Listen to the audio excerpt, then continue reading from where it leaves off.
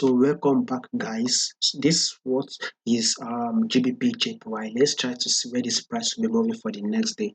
So about yesterday, right, we did analysis for the 27th. I told you guys that this GBPJPY will very much likely give us a bullish move for today. This is the movement. So actually had a bullish move. I told you guys that we should be watching out at least for a level of 160, 161, right? 161 and 160.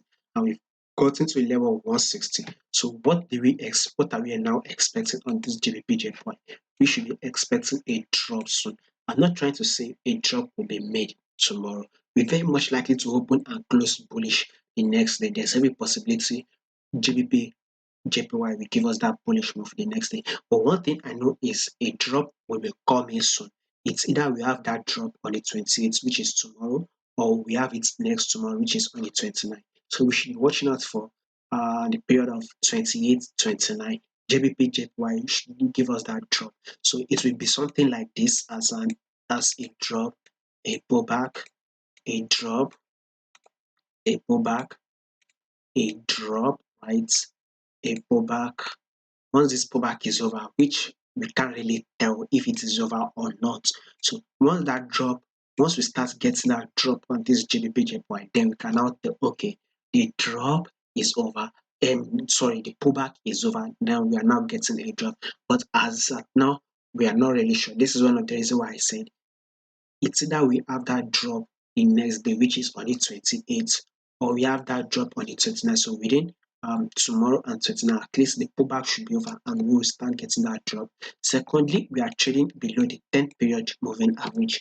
We all know that once your price is below your 10 period moving average, then that is a sell movement, right? No doubt about that. Now let's go to the 4-hour time frame. You clearly can see on the 4-hour time frame, price was, let me highlight it here. So price came to the same level, it's rejected. Price went up, reacted to this level, then dropped. Now price is at this level and price is, reacting. So let's see if this price will actually drop. So this is one of the reasons why I said it's either we have that drop the next day, which is on the 28th, or on the 29th. Anyhow, this GBPJPY needs to give us a drop. So the movement should be something like this. So let's see if since this price, so we would see this price as kind of like a ranging market move on the 4-hour time frame. Something like it supports, price drops to the support, then came again to the resistance on the 4-hour time frame. Have that in mind, then again to the support level, and we saw this price came to the resistance. Now we should be expecting a further drop down to the support level. So this is one of the reasons why on this GBPJPY, especially on the 4-hour time frame, I'll be watching out for a bearish move. At least it should come hit this level, or this support level, which is at the level of 159.